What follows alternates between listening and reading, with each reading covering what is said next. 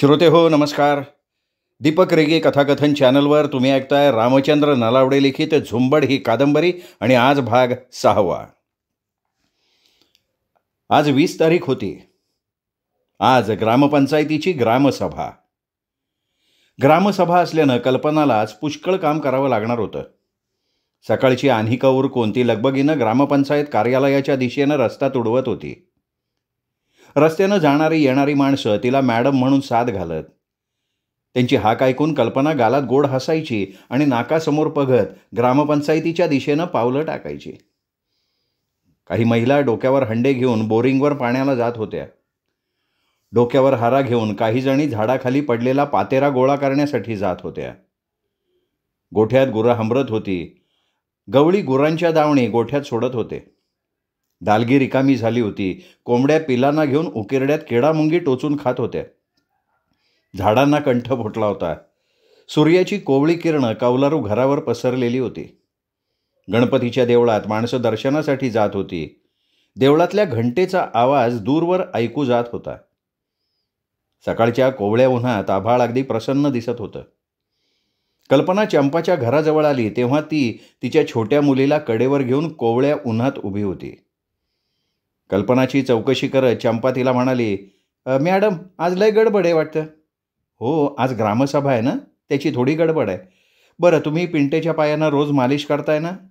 कामात सवड घावली की मी त्याच्या पायीला राईच्या तेलानं मालिश करत बसती. छान, खंड पडू देऊ नका हां. नाही हो मॅडम. पिंट्याला कल्पनेनं पाहिलं. तो अंगणात पांगुळ गाड्यावर बसला होता. कल्पनाला पाहून पिंट्या टाळ्या पिटत मॅडम मॅडम म्हणून आनंदानं ओरडायला लागला. कल्पनानं हवेत हात हलवला. त्याला तिने दूरनं टाटा केला. ती आज भलती धांदलीत होती. त्याच्याजवळ जायला तिच्याकडे वेळ नव्हता. झपझप पावलं टाकत ती ग्रामपंचायत कार्यालयात आली आणि डोळ्यांसमोर बाळूला पाहून तिला आश्चर्याचा धक्का बसला. कार्यालयातला कचरा त्यांनी काढला होता. पाण्याची पितळेची कळशी खांद्यावर घेऊन आता तो बोरिंगकडे निघाला होता. त्याच्या अंगावर आज स्वच्छ धुतलेले कपडे होते. हे आणखीन दुसरं एक आश्चर्य. कल्पना त्याला मध्येच अडवत म्हणाली, बाळू मामा आज ग्रामसभा आहे. लोक सभेला आल्यावर त्यांना प्यायला पाणी लागेल. कळशीतलं पाणी पुरणार नाही. तुम्ही आज पाण्याची मोठी टाकी भरून ठेवा. तिला वेड्यात काढत बाळू लगेच म्हणाला, अरे मॅडम, बोरिंग काय लांब आहे का? कळशीतलं पाणी पिऊन संपलं का लगेच चालल्या बोरिंगवर जाऊन पाणी घेऊन यायचं. लोक काय हो, नुसतं दारूच्या गोठावानी एकसारखं पाणी पित बसणार नाही ना. त्यातनं एकूण त्याला समजा ताण लागली तर आपल्याकडं पाण्याची कळशी भरलेली आहे ना. त्याचं बोलणं ऐकून ती निरुत्तर झाली. या वेडपट माणसाच्या नादाला जास्त लागायचं नाही. तिने मनात खोंडगाठ मारली. बाळू कळशी घेऊन बोरिंगवर गेला आणि काही वेळात पाण्याची कळशी घेऊन परत आला. आता तो पत्र्याच्या खुर्चीवर निवांत बसला होता. नंतर तो खुर्चीतून उठत तिला म्हणला, मॅडम, देवळात लोकांनी बसायला सतरंजा आणतो. ग्रामसभेला मॉप लोक आली तर पत्र्याच्या खुर्च्या पुरणार नाहीत. खुर्च्या आपण तिथं ठेवायच्याच नाहीत. लोकांनी बसाय खुर्ची पाहिजे. एकदा खुर्चीत बसली की पुन्हा उठायचे नाहीत. समद्यांना पुरतीने एवढ्या खुर्च्या आपल्याकडे नाहीत. तेव्हा मी वाडीत जाऊन येतो. बाळू मामा, तुम्ही ग्रामसभेच्या अजेंड्याचा गावात फिरवून लोकांना त्याच्यावर सह्या घेतल्या आहेत ना? घेतल्या ना. मग तो सह्यांचा कागद मला द्या. मला ते फाईलला लावायचं आहे. नाही तर कामाच्या गडबडीत विसरीन.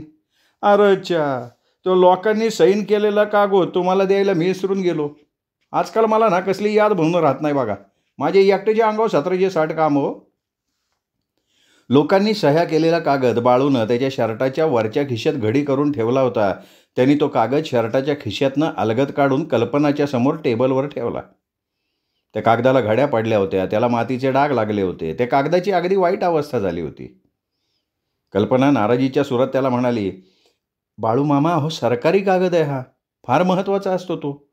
चांगला ठेवला पाहिजे ना तो. कागद तपासणीच्या वेळी मला साहेबाच्या पुढ्यात कागद ठेवावे लागतात. मॅडम, मला तुमचं म्हणणं एकदम कबूल आहे बघा. पण एखादा माणूस शेतावर जाताना तो मला रस्त्यात दिकून भेटतो. मग त्याची झटकन सैन घेण्यासाठी मी नेहमी तो कागद माझ्या खिशात गडी करून ठेवतो. आपलं काम कसं झटकापट.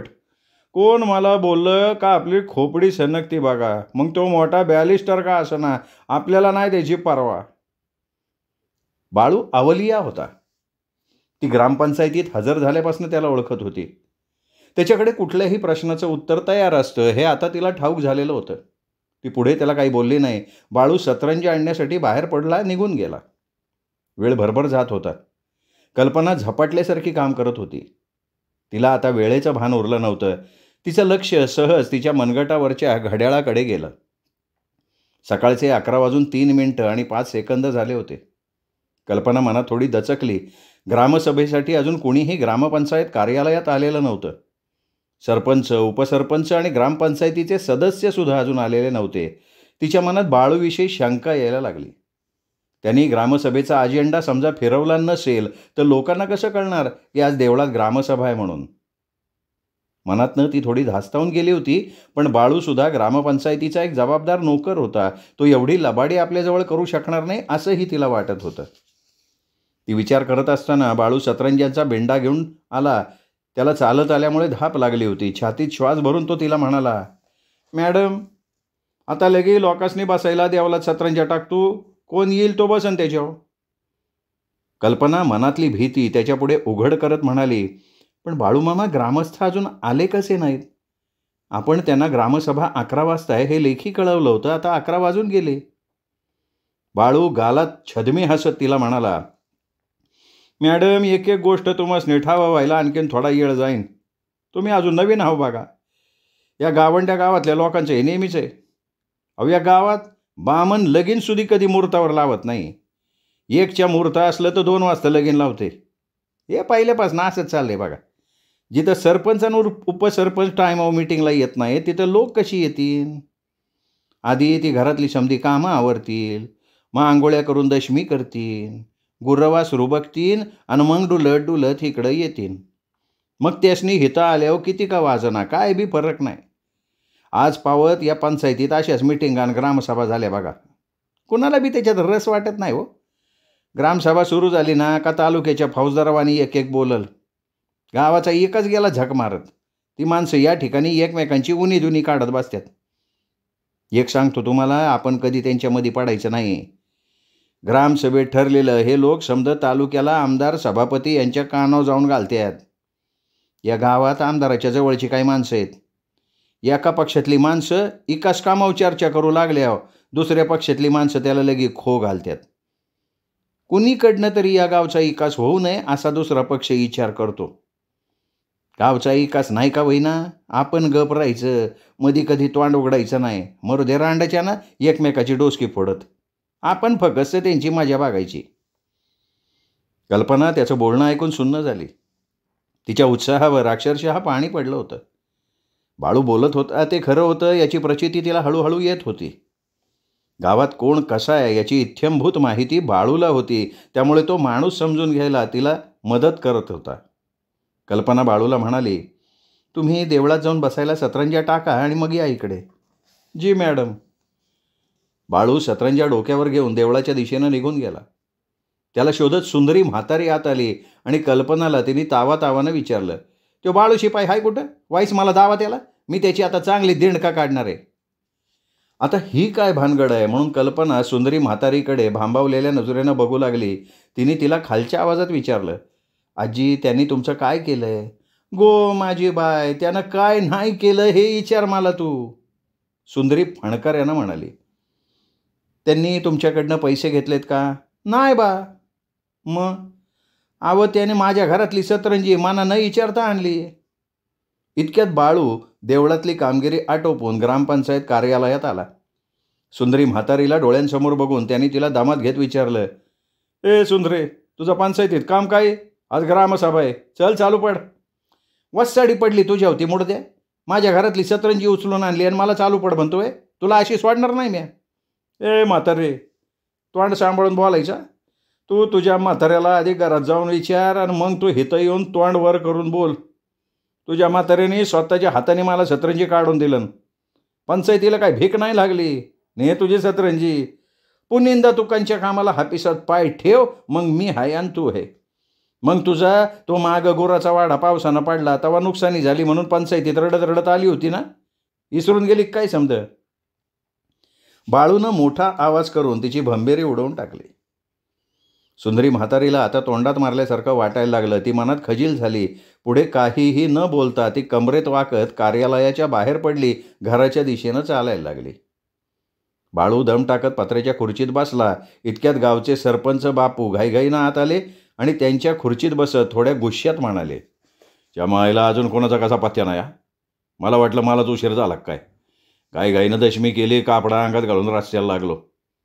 उपसरपंच बाई आणि सदस्य आले असते तर आपण ग्रामसभा व्हायच्या आधी इथं थोडी त्याची चर्चा केली असती.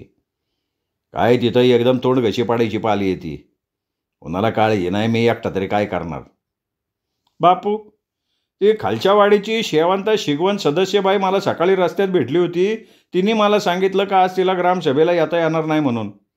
ती वाडीतल्या बायांच्या संकट रानात लाकडं आणाय गेली. मला तिने तुम्हाला सांगायला सांगितलं." "ही शेवंत ही कधी कधी मासिक मिटिंगला सुद्धा हजर असत नाही. बाई वाडीची काय सुधारणा करणार कोणाला माहिती. याच्या मोहरतीची मिटिंगची सैन तिच्या घरात जाऊन कधी घेऊ नका.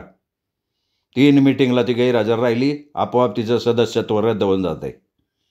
आता कुणाची बेडभाड आपण ठेवायची नाही.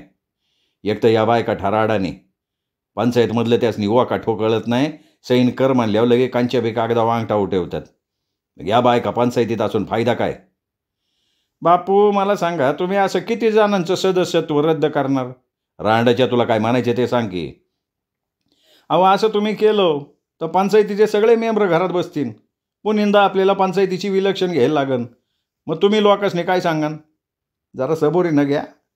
अहो, ऊन खाल्लं का तोंड भासतं. आता हे मी तुम्हाला सांगायला पाहिजे का? तुम्ही त्यात मुरलेले."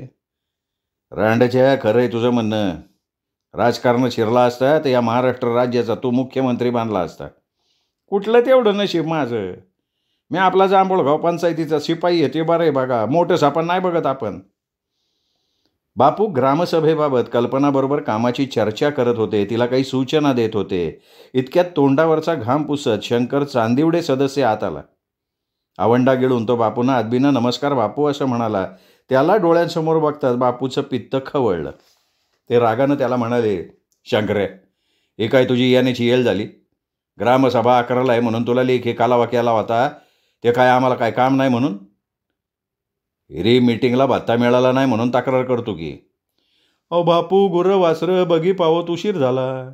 मी टायमात येऊन त्याचा काय उपयोग? समधी कुठं टायमात येतात?" "शंकरे, अरे समधेच असं म्हणल्यावर पंचायतीची कामं कशी होणार? मोर्चा बारीला अक्षय टायमात येतो बघा." शंकर्यानं कळशीतलं पाणी तांब्यात ओतून घेतलं आणि तो वर तोंड करून पोटभर पाणी प्यायला. त्याच्या गळ्यावर तट्ट फुगलेल्या शिरा दिसत होत्या. पाणी प्यायल्यावर तो हळू आवाजात कल्पनाला म्हणाला, "मॅडम, 3-4 महिन्याचा मला मीटिंगचा भत्ता अजून मिळाला नाही." "कोणाचाच काढलेला नाही आहे? मग वाईज काढा की लवकर. प्रत्येक महिन्याच्या मीटिंगचा भत्ता 10 रुपये तरी सरकारला का सोडायचा? सरकार आपल्याला तसं काय देणार आहे?" "मी तुम्हाला 2-3 दिवसात मागच्या मीटिंगचा भत्ता देते." कल्पना त्याला आश्वासन देत म्हणाली. बापूचं लक्ष शंकरच्या बोलण्याकडे होतं. ते कल्पनाला मोठ्या आवाजात म्हणाले, "मॅडम, तुम्हाला एक सांगून ठेवतो, जो कोण मीटिंगला येणार नाही त्याचा भत्ता तुम्ही बिलकुल काढायचा नाही. त्याला कुठं तक्रार करायची असेल तिथं त्याला करू दे." "अहो पण बापू, प्रोसिडिंगवर त्यांची सही झाली की मीटिंगचा भत्ता आपल्याला द्यावा लागतो." "याच्या मोहरं कोणाला पाठीशी घालायचं नाही म्हणून मी मगाशी तुम्हाला सांगून ठेवलंय." "हा?" आता दुपारचा 1:10 झाली होती. ग्रामसभेसाठी देवळात 25-30 माणसं जमली होती. गावची एकूण लोकसंख्या स्त्री पुरुष धरून 1351 होती. त्यातली फक्त 25-30 डोकी देवळात दिसत होती. पान तंबाखू खात आलेली मंडळी निवांत गप्पा मारत बसली होती. मागची ग्रामसभा कोरम अभावी पुढे ढकलण्यात आली होती. आता ही पुन्हा पुढे ढकलण्याची तशी कायद्यात तरतूद नव्हती. बापू घाई करत कल्पनाला म्हणाले, "मॅडम, आता आपण कोणाची वाट बघायची नाही. प्रत्येक वाडीत ग्रामसभेचा अजेंडा फिरलेला आहे. आता आपण ग्रामसभेला सुरुवात करू, कारण ग्रामसभा सुरू व्हायला तसा मोप उशीर झाला आहे." "ठीक आहे, मी ग्रामसभेची कागदपत्र घेते बरोबर." पायात चपला घालून बापू देवळाच्या दिशेनं चालायला लागले. हातात ग्रामसभेची कागदपत्र घेऊन कल्पना त्यांच्या मागणं चालत होती.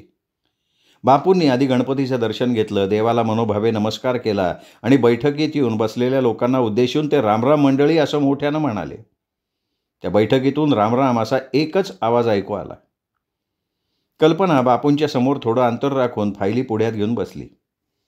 बापूंनी ग्रामसभेला कोण आलेत कोण आले नाही आहेत याची खात्री करून घेतली आधी आणि मग थोड्या नाराजीच्या सुरात म्हणाले, "मंडळी, लेखी कालावा करून सुद्धा लोक ग्रामसभेला येत नाहीत. मग त्यांच्या आडी अडचणी पंचायतीला कशा कळणार? बाबल्या बाळूची तक्रार करत घोगऱ्या आवाजात म्हणाला, बापू, माझं घरपंचायतीच्या गोठलं आहे, तरी देखून मला आजच्या ग्रामसभेचा कालावा नाही, याचं आधी तुम्ही मला काय ते सांगा. बापूंनी त्याचं बोलणं ऐकलं आणि बाळूला सर्वांसमक्ष विचारलं, बाळू, बाबल्या काय म्हणतोय ते खरं आहे का? तो त्याला आजच्या ग्रामसभेचं का नाही सांगितलं? यो, बाबल्या म्हणतोय ते शाप खोटं आहे. मी त्याच्या घरात जाऊन चंद्रीला सांगून आलोय. चंद्रीचा अंगठा आपल्याकडं पुरावा म्हणून आहे. आधीच बरं लोकांचे उकिरडे फुकत बसतो, तेव्हा याला मी सांगायला कुठं म्हणून जायचं? हा येतो आणि फकस्त तर रावणाच्या गोष्टी करतो. बाळूनं त्याला भर बैठकीत चारी मुंड्यात चित करून टाकलं. गावात एक कुत्रं भुंकायला लागलं की दुसऱ्या कुत्र्यांना सुद्धा चेव येतो, ती भुंकायला लागतात. बाळूकडं रागानं बोट दाखवत कृष्णा खोत म्हणाला, बापू, हा आमच्या वाडीत ग्रामसभेचा कागद घेऊन फिरला नाही, कोणी बी सांगन. कोण म्हणतं मी तुमच्या वाडीत फिरलो नाही म्हणून? याला नाही दुनियेची खबर. याच्या वाडीतल्या 25-30 लोकांनी माझ्या कागदावर सहीन केल्यात. याचा बैल वाघदारी चुकला होता म्हणून हा त्या दिवशी तिकडं बैलाला शोधायला गेलता. अंगावर आलेले दोन्ही तीर बाळूनं लिलया परतून लावले होते, त्यामुळे बैठकीत बाळूचा रुबाब आणखीन वाढला. बापू त्याला दटावत म्हणाले, बाळू, तुला मी एकदा सांगून ठेवतो, मीटिंग ग्रामसभा असली म्हणजे तू प्रत्येक वाडीत लोकांना सांगाय पाहिजे. याच्यामुळं कोणाची बी तक्रार माझ्याकडे येता कामा नाही तुझी. ठीक आहे. बाळू अनिच्छेनं तोंडातल्या तोंडात पुटपुटला. चूक नसताना त्याला बापूंनी दाटावलं होतं. बाळूनं ते त्याच्या मनात ठेवलं. वेळ आल्यावर तो बापूंना बोलून दाखवणार होता. शंकर शिंदे मोठ्या आवाजात म्हणाले, हे बघा, आता मागचं समजा राहून दे. आधीच ग्रामसभेला झालाय उशीर, तेव्हा त्याला तुम्ही सुरुवात करा. भरत कल्पनाकडे वाकड्या नजरेनं बघत होता हे तिच्या लक्षात आलं होतं. तिला त्याचा मनस्वी राग आला होता. ती त्याला मुळीच भाव देत नव्हती. कल्पनाकडे बघत भरत मोठ्या आवाजात सभेत म्हणाला, आधी मागच्या सभेचा इतिवृत्त मॅडमला वाचून दाखवाय सांगा. भरत म्हणतोय ते बरोबर आहे. मागच्या सभेत काय ठरलं होतं ते आधी वाचून दावाय पाहिजे. कल्पना तरुण होती, देखणी होती. बैठकीत काही नजरा तिच्यावर मागापासून खेळल्या होत्या. जणू ती एखाद्या दुकानातली शोभेची बाहुली होती. कल्पनाच्या जवळ ग्रामपंचायत सदस्य सौ कस्तुरी राणे बसली होती. त्या दोघींच्या मागे दातात पदर धरून आणखीन 3-4 बायका बसल्या होत्या. त्या कधी बोलायला तोंड उघडायचे कष्ट घेत नसत. त्या स्त्रियांच्या पोटात भीती होती. घसा खाकरून कल्पनानं आधी मोकळी हवा तिच्या छातीत भरून घेतली आणि मागील ग्रामसभेची फाईल डोळ्यांसमोर धरून ती खणखणीत आवाजात इतिवृत्त वाचायला लागली. मागील इतिवृत्ताचं वाचन करायला तिला बरोबर 10 मिनिटं लागली. ती वाचन करत असताना पुरुषांच्या नजरा तिच्यावर खेळलेल्या होत्या. मागचं इतिवृत्त वाचून दाखवल्यावर शंकर शिंदे म्हणाला, बापू, तुम्ही ह्या गावाचं सरपंच हाव. मागील ग्रामसभेत असं ठरलं होतं की आमच्या गावठाण वाढीसाठनं स्वतंत्र पाणी पुरवठा होण्यासाठनं नवी हिर पाडण्यासाठी प्रस्ताव पाठवायचा म्हणून. त्या ठरावाचं मोहरं काय झालं ते सांगा आम्हाला. बरोबर आहे. सगळ्यांनी शंकरची री ओढली. बापू घसा खाकरून म्हणाले, हे बघा मंडळी, त्याचं असे, पंचायतीला 2-3 महिने ग्रामसेवक नसल्यामुळं आम्हाला तो प्रस्ताव तालुक्याला पाठवता आला नाही. आता ह्या साळवे मॅडम आहेत ना, आपल्या पंचायतीत हजर झाल्यात, तेव्हा आता आम्ही तो प्रस्ताव लगेच तालुक्याला पाठवतो. बापू, माझी तक्रार आहे. कोणची? बापू, तुमच्या पंचायतीचा पाणी कामगार पांडुरंग बाईट याच्याबद्दल माझी तक्रार आहे. तो पैसे घेतल्या बिगर गावात कोणाचं लगीन कार्य, पानं वाटणी आणि माहिताच्या कार्याला पाणी सोडत नाही. त्याचं तुम्ही काय करणार आहोत ते मला सांगा. तुम्ही आमच्या पंचायतीत तशी लेखी तक्रार लिहून द्या, म्हणजे मी त्याला त्याचा जाब विचारतो. म्हणजे लेखी तक्रार देऊन आम्ही त्याचा वाईटपणा घ्यायचा? तो तालुक्याच्या सभापतीचा चुलत मेवना आहे. उद्या तो आम्हाला कशावरनं अडचणीत आणणार नाही. भरत, उद्या तुम्हीच म्हणाल का आम्ही त्याची तक्रार केली नाही म्हणून, मग ग्रामपंचायत नाही का गोत्यात येणार? मग सभापतींना मी काय सांगायचं? आज ग्रामसभेत एवढ्या लोकांनी साक्षी ठेवून मी त्याची तक्रार करतोय ना, तरी ती कोण तक्रारी अर्ज आल्या बिगर आम्ही काय बी करू शकत नाही. बापूंनी कारवाई करण्यासाठी ग्रामपंचायतीची तांत्रिक बाजू विशद केली. काही मंडळींना ते आवडलं नाही. बैठकीत बराच वेळ कुजबूज सुरू होती. तो विषय बाजूला ठेवून चंदू घाग बैठकीत म्हणाला, लहान मुलांना बसण्याचा ठिकाणा नाही म्हणून आपण मग अंगणवाडीची स्वतंत्र खोली मराठी शाळेजवळ बांधायची ठराव केलता. आज याच्या अंगणात तर उद्या त्याच्या अंगणात पोरासनी बसायला लागतंय. तुम्ही म्हणतो ते अक्षी बरोबर आहे. ज्याच्या जमिनीत आपण इमारत बांधणार आहोत तो जागेचा मालक सीताराम घोसाळकर जागेची किंमत म्हणून नावाच्या 1.25 पैसा मागतोय. तो पैसे दिल्याबगर पंचायतीला बक्षीसपत्र करून द्यायला तयार नाही. बक्षीसपत्र झालं नाही तर त्यासाठी सरकारी ग्रँट मिळणार नाही. पुढची समधी कामं त्याच्यामुळं अडून राहतात. अंगणवाडी जागेचं पैसे तुमच्या वाडीनं त्याला द्यायचं, पंचायत त्याला बांधेल नाही. हे बघा बापू, तुम्ही असं हात झटकून मोकळं होऊ नका राव. मग अजेंडा काढून आमासनी का बोलवलं तुम्ही? आम्हाला काय कामं नाही का? घरचं झालं थोडं, व्याह्यानं धाडलं घोडं या म्हणीप्रमाणे बाबल्या बैठकीत बोलण्यासाठी चुळबुळ करत होता. आधीच बैठकीत वातावरण गरम झालं होतं. बाबल्याला संधी मिळताच तो म्हणाला, बापू, आमच्या वाडीत नालाचं पाणी रोज येत नाही. पाण्याचा दाब कमी असतो. लहान मूल लघवी करतं तसं वाडीला पाणी येतंय नळाला. तुमचा पाणी कामगार पांडुरंग बाई त्याला आम्ही तसं सांगितलं, पर तो आम्हास निवडवाडवीची उत्तरं देतो. बापू त्याच्याकडे रागानं बघत मोठ्या आवाजात म्हणाले, बाबले, आता मोठ्या रावणाच्या गोष्टी करतो. तुझ्याकडं पंचायतीची 3 वर्षीची घरपट्टी आणि पाणीपट्टी राहिली, ते आधी पंचायतीतून भर. मग तुला ग्रामसभेत काय विचारायचे ते खुशाल विचार. आम्ही तुला कधी अडवणार नाही. अरे तू घरपट्टी नाही भरली तर पंचायत चालवायची कशी? पाणी योजना काय माझ्या एकट्यासाठी गावात आणलेली नाही. लाईटीचं बिल, पाणी कामगारांचा पगार, पंचायतीच्या शिपायाचा पगार कसा द्यायचा आम्ही? परत त्या दुरुस्तीचा खर्च बी आहे. लोकांनी घरपट्टी पाणीपट्टी दिली नाही तर पाण्याची योजना कधी बी बंद पडन. पंचायतीला 7,000 रुपयाचं लाईटीचं बिल आलंय, ते भरायला आत्ता पंचायतीकडे पैसा नाही. एरवी ग्रामसभेत रुबाबात बोलणारा बाबल्या आता तोंडघशी पडला होता. बुमरँगप्रमाणे त्यांनी विचारलेल्या प्रश्नामुळे तोच अडचणीत आला. बापूनं त्याला बरोबर खिंडीत पकडलेलं होतं. ग्रामपंचायतीकडं लाईटचं बिल भरण्यासाठी पैसा नव्हता. वायरमन 2 वेळा कनेक्शन तोडण्यासाठी आला होता. बापूनं त्याला आश्वासन दिल्यावर तो कनेक्शन न तोडता परत गेला होता. बाबल्या कसलीच वर्गणी देत नसे. उलटपक्षी ग्रामपंचायतीकडे एखादी नवीन योजना आल्यावर हा त्याची माहिती घेण्यासाठी सगळ्यांच्या आधी ग्रामपंचायत कार्यालयात यायचा. अतिवृष्टीमुळे त्याचा गुरांचा गोठा 2 वर्षापूर्वी कोसळला होता. त्याच्या पुनर्बांधणीसाठी शासनाकडून त्याला अनुदान म्हणून 5,000 रुपये मिळाले होते. ते पैसे त्यांनी दारू मटण खाऊन संपवले. बाबल्या दिसायला कुरूप होता, बावळट होता, पण शासनाला कसं लुटायचं याचं त्याला फार चांगलं ज्ञान होतं. गावात काही माणसं त्याला झोंड बाबल्या म्हणून मुद्दाम साथ घालत, पण बाबल्या त्यांचं बोलणं हसण्यावारी न्यायचं. हे बघा सरपंच, आताची तुमची भाषा बरोबर नाही.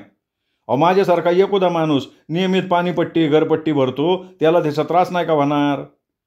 महादेव खो, तुम्ही कशावर चिडताय? जे पाणीपट्टी घरपट्टी टायमाला भरत नाही त्यांना बोललो मी. सरपंच, प्रत्येक वाडीत पंचायतीचं सदस्य आहेत, त्यांच्यावर तुम्ही वसुलीची जबाबदारी का टाकत नाही? ते सदस्य काय नुसते खुर्च्या उभायला निवडून आले का? तो बुद्धवाडीचा सिद्धार्थ गमरे कधी कांच्या मिटिंगला येत नाही. आता तुम्ही त्यासनी निवडून दिलंय ना, तुम्ही त्यासनी त्याचा जाब विचारू शकता ना. बापूंनी हात झटकून टाकले. ग्रामसभेचं वातावरण आता चांगलं तापलं होतं. बापू त्यांना जमेल तशी उत्तरं देत होते. ग्रामपंचायतीच्या महिला उपसरपंच फक्त नावाला होत्या. त्यांना ग्रामपंचायतीच्या कारभाराचा काडीचा गंध नव्हता. त्यांना त्यात रसच नव्हता. त्यांना फक्त संगुणा चंद्रकांत बाईत असं मराठीत सरकारी कागदावर सही करता येत होती. 4 चौघात तिला 2 धड शब्द बोलता येत नव्हते. नेहमी दातात पदर धरून मिटिंगमध्ये बसायची, बोलायला तोंडातल्या तोंडात फिस करायची. महिला आरक्षणामुळे ती ग्रामपंचायतीत निवडून आली होती. वाडीत गावात कोणी ग्रामपंचायतीच्या नवीन योजनांची तिला माहिती विचारली की मना काय ठावं नाही हे पालुपट ठरलेलं. कल्पनाकडे मोर्चा वळवत बापू तिला मोठ्या आवाजात म्हणाले, मॅडम लक्षात ठेवा, यापुढं जो कोणी ग्रामपंचायतीत त्याच्या कामासाठी येईन त्याच्याकडनं आधी पाणीपट्टी आणि घरपट्टी वसूल करायची, मग त्याचं काम करून द्यायचं. कोणाची भेडभाड ठेवून आता काय उपयोग नाही. ठीक आहे, तुम्ही सांगत असाल तर तसं मी करीन. कल्पनाच्या तोंडनं कसे तरी शब्द बाहेर पडले. कल्पनाची ही पहिली ग्रामसभा. तिने पाहिलं की ही माणसं अनाठाई एवढा गोंधळ घालतायत. गावचा विकास हे ध्येय डोळ्यांसमोर ठेवून ग्रामस्थ निर्णय का घेऊ शकत नाहीत? क्षुल्लक प्रश्न ग्रामसभेत लोक विचारत आणि त्यावर घसा फाटेपर्यंत ओरडत बसून आणि त्यातून निष्पन्न काही होत नसे. कल्पना थोडी मनातनं निराश झाली. बाळूनं ग्रामसभा सुरू होण्याच्या आधी तिला आपण काय बोलायचं नाही हा कानमंत्र दिला होता. त्यामुळे ती लोकांच्या चेहऱ्याकडे बघत बसली होती. कस्तुरी राणे ग्रामपंचायत महिला सदस्य होती. ती थोडी बोलकी होती. तिचं 10वी पर्यंत शिक्षण झालं होतं. ग्रामसभेचा रागरंग बघून ती मध्येच धेटाईनं म्हणाली, अंगणवाडीची मदतनीस मुलं न्यायला घरी येत नाही. तिने अंगणवाडीत रोज घरोघर फिरलं पाहिजे, पोरं शाळेत नेली पाहिजेत. लोकांनी शेतीची कामं सोडून मुलं शाळेत नेऊन सोडायला येळ नसतो, तेव्हा तिला आपण लेखी समज द्यायला पाहिजे. मी तिला उद्या पंचायतीत बोलवतो, चांगली समज देतो. तरी पण तिच्याकडनं सुधारणा झाली नाही तर आपण तिच्यावर कारवाई करू. बापू, त्या बाईच्या मॉप तक्रार येत बरं का. तिला कोणी काही सांगाय गेलं का वस्कन अंगाव येते ती. मगच्या काशेच्या पोराला तिने त्याला गाणं येत नाही म्हणून धुरंडी दिली. अहो नका एवढा जीव येते हो, त्याला किती त्रास झाला असेल. BDO साहेबाकडे तिची लेखी तक्रार करून आपण तिला तवाच घरी बसवलं पाहिजे होतं. फौजदार, ती बाई उर्मटे, मला बी ठाव आहे, पण कोणाचे बी कधी पोटाव मारू नये. बापू, पोटाव मारायचा सवाल नाही. अशाने तिचं कोण काय करत नाही म्हणून ती लय शियापारून गेली. भावकीतली जमिनीची वाटणी होत नाही म्हणून कस्तुरी राणे आणि अंगणवाडी मदतनीस वंदना राणे यांच्यात पहिल्यापासून वाकडीक. संधी मिळेल तेव्हा कस्तुरी तिला अडचणीत आणायचा प्रयत्न करत होती. तिचा हा राग गावातल्या सगळ्यांना माहीत झाला होता. कस्तुरी राणे ग्रामपंचायत सदस्य म्हणून निवडून आली होती तेव्हा मोठ्या तोऱ्यात वंदनाची खरडपट्टी काढण्यासाठी ती अंगणवाडीत गेली होती. ग्रामसभेचं वातावरण क्षणाक्षणाला तापत होतं. गावाची सुधारणा व्हावी, विकास व्हावा असं मुळी कुणाला वाटतच नव्हतं. गल्लीतली कुत्री जशी एकमेकांवर भुंकतात तसे लोक एकमेकाची उणीधुणी काढून भांडत होते. बाबल्याची खुमखुमी अजून कमी झाली नव्हती. चुळबुळ करत तो मोठ्या आवाजात म्हणला, बापू, मला आणखीन एक गोष्ट तुम्हाला विचारायची. मागच्या ग्रामसभेत तुम्ही म्हणला होता वाडीत रस्त्यावर लाईटी लावण्यासाठी वरनं सरकारचा फतवा आलाय म्हणून. मग तुम्ही रस्त्यावर लाईटी कधी पेटवणार तेवढं सांगा. गावात चोरामाऱ्या होतात, रात्री अपरात्री घर सोडून गावात कुठं जाता येत नाही. रस्त्यावर लाईटी लागल्या म्हणजे लोकांची चांगली सोय होईल की. रात्री गावात चोर येतात अशी गावात मोठी अफवा उठली होती. कुणी म्हणत की चोर फक्त बायकांना दिसतात, ते त्यांना मारहाण करून सोबत घेऊन जातात. रात्री गावात येतात, तिजोऱ्या फोडतात आणि दागदागिने, पैसा, अडका, सोनं नाणं चोरून नेतात. त्यांच्या पायांना स्प्रिंगचे बूट आहेत आणि त्या बुटांना उजेडासाठी बॅटरी लावली आहे. पायात स्प्रिंगचे बूट घालून ते भरभर उंच झाडावर चढतात, पटकन लपून बसतात, कुणाला दिसत नाहीत. बाबल्यानं एक महत्त्वाचा मुद्दा उपस्थित केला म्हणून लोक कौतुकानं त्याच्याकडे बघायला लागले. एरवी त्याच्या बोलण्याला लोक हसत, त्याला कोणी तसं किंमत देत नसे. गावकरी त्याची टिंगलटवाळी करत. लोकांच्या कौतुक मिश्रित नजरा बघून बाबल्या मनातल्या मनात सुखावला. शंकर शिंदे त्याला दुजोरा देत म्हणाला, बाबल्या म्हणतो ते बरोबर आहे. गावात चोर पिसाळल्यात, रस्त्यावर लाईटीचे खांब उभे करायला पाहिजे. बापू त्यांना माहिती देत म्हणाले, मंडळी, आता रस्त्यावर लाईटीचं खांब उभं करायचं काम चालू आहे. मग वायरीचं काम झाल्यावर तालुक्याच्या आमदाराला त्याचं उद्घाटन करण्यासाठी आपण आमंत्रण द्यायला जाऊ. झालेल्या कामाचा हिशेब तुम्ही लोकांना सांगायला पाहिजे. अरे मंडळी, तुम्ही का बाबी पंचायतीच्या ऑफिसात येऊन झालेल्या कामाचा हिशेब बघू शकता ना. आमदार फंडातनं ते काम होणार आहे. ज्यांना शंका येईल त्यांनी खुशाल आमदार साहेबांना भेटावं, माझी काय हरकत नाही. मग तो कंत्राटदार सुदीक त्यांचा माणूस असन. आता ते शब्द मी आज तुम्हाला सांगायचं का. अरे आपण फक्त आपल्या गावात सुधारणा कशी होईल ते बघायचं. साहेबांनी त्यांच्या फंडातनं आपल्याला पैसे दिले, त्याची जाणीव ठेवली पाहिजे आपण.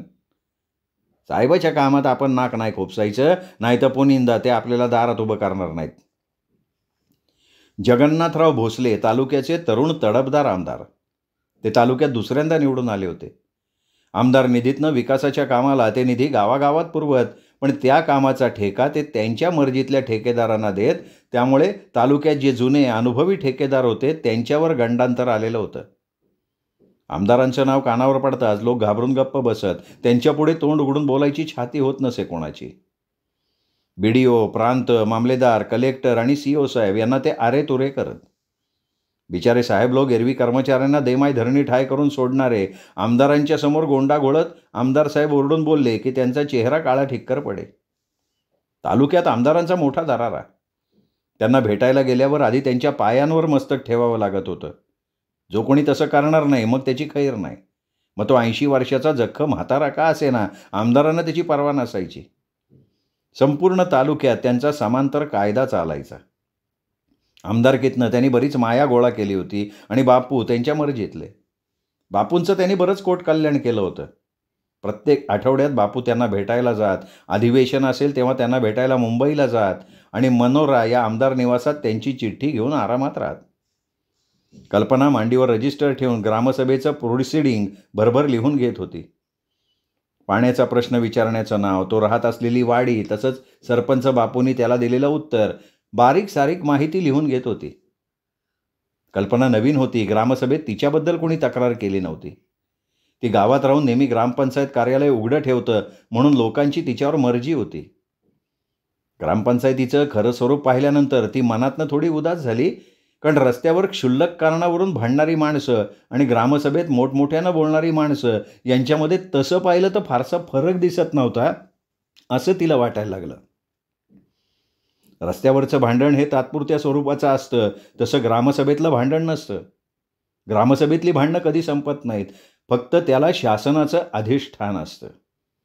आम्ही आमच्यासाठी भांडत नाही तर गावच्या विकासासाठी भांडतो, असं काही लोक ग्रामसभेत भासवण्याचा प्रयत्न करतायत, हे एव्हाना तिच्या लक्षात आलं होतं.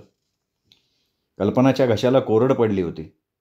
सकाळी ती फक्त 1 कप चहा घेऊन आली होती. आता तिच्या पोटात कावळे ओरडायला लागले होते.